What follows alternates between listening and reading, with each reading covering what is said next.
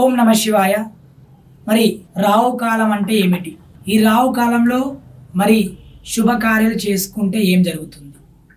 అసలు రావు కాలంలో చేసుకోవచ్చా లేదా? చేసుకుంటే ఏమిటి, ఎందుకు చేసుకోవద్దు అనేది ఈ వీడియో ద్వారా మనం తెలుసుకుందాం.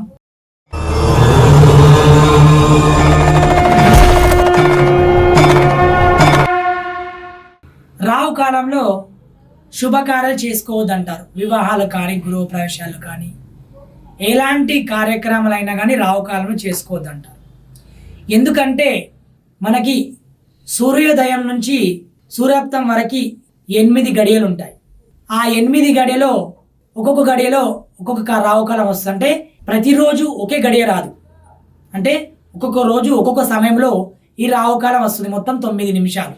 అలా మనకు రావు కాలం అనేది సోమవారం రోజున 2వ గడియ, శనివారం రోజున 3వ గడియ, శుక్రవారం రోజున 4వ గడియ, బుధవారం రోజున 5వ గడియ, గురువారం రోజున 6వ గడియ, మంగళవారం రోజున 7వ గడియ, ఆదివారం రోజున 8వ గడియ. అలా మనకు గడియాల ప్రకారం రావు కాలం వస్తుంది.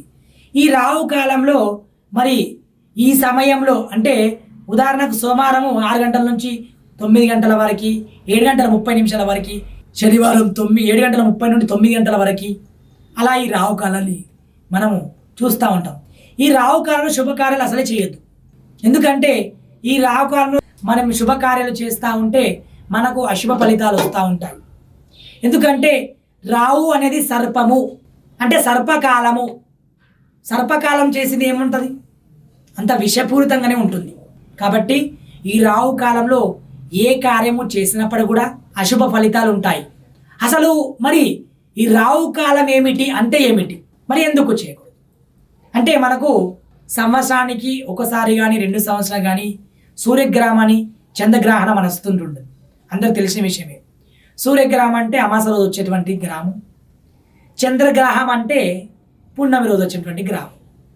అందుకే గుడులు కూడా ఈ గ్రహం వచ్చినప్పుడు గుడులు కూడా బంద్ ఉంటాయి.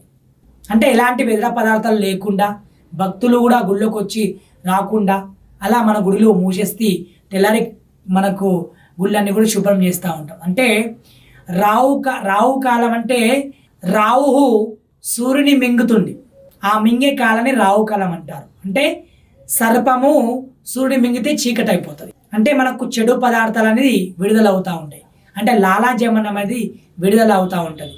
అంటే ఆ లాలాజలం కింద పడుతూ ఉంటుంది. అందుకే మనం అంటాం చూడు, ఇప్పుడు సూర్యగ్రహం వచ్చింది, మరి అందరూ కూడా ఎవరు కూడా నీళ్ళు తాగద్దు, మళ్ళీ కొత్త నీళ్ళు పట్టుకోవాలి అని అంటారు. ఎందుకంటే లాలాజలం పడమంటే అంత విషపూరితంగా అవుతుంది.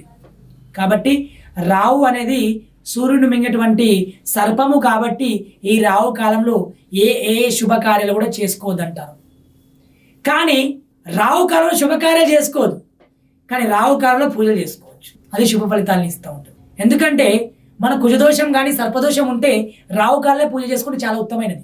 ఎందుకంటే రావు కాలము శుభకార్యాలకి పనికి రాదు, కానీ సర్ప పూజకి రావుకేతు దోషం ఉన్న వాళ్ళకి పనిచేస్తుంది. కాబట్టి ఈ రావు కాలంలో మనకు శుభకార్యాలు, వివాహాలు కానీ, ఏ కార్య నిశ్చయితాంబులాలు కానీ, ఏ కార్యం చేసినప్పుడు కూడా అశుభ ఫలితాలు ఉంటాయి. అంటే ఇబ్బందులు కలుగుతూ ఉంటాయి. ఏం కాదులే రావు కాలం చేసుకుంటే ఏమవుతుంది అంటారు. అందుకే ప్రతి ఒక్కరు కూడా రావుకాలం వచ్చింది చేయొద్దంటారు. ఉట్టిగా రావుకాలం అని ఎందుకు చెప్తారు? పురాణ కాలంలో అందుకే ఏ గ్రహం వచ్చినప్పుడు కూడా అన్ని బంద్ ఉంటాయి. మనం అన్ని మూసేస్తాం, అలా దర్భ పెడతాం, గడ్డి పూస పెడతాం. అంటే రావుకాలం అంత విషపూరితమైనటువంటిది. కాబట్టి మరి ఈ రావు కాలంలో మనము ఓన్లీ రావుకేతు పూజలు మాత్రమే చేసుకోవాలి. మరి శుభకార్యాలు ఏవి కూడా పనికిరాదు.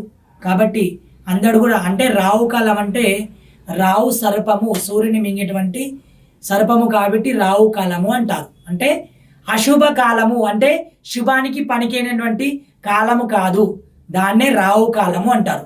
కాబట్టి ఈ రావు కాలంలో ఎవరు కూడా శుభ కార్యాలు చేసుకోవద్దు. మరి పూజ కార్యక్రమం అంటే రావుకేతు పూజ మాత్రం చేసుకుంటే శుభ ఫలితాలు ఉంటాయని చెప్పొచ్చు.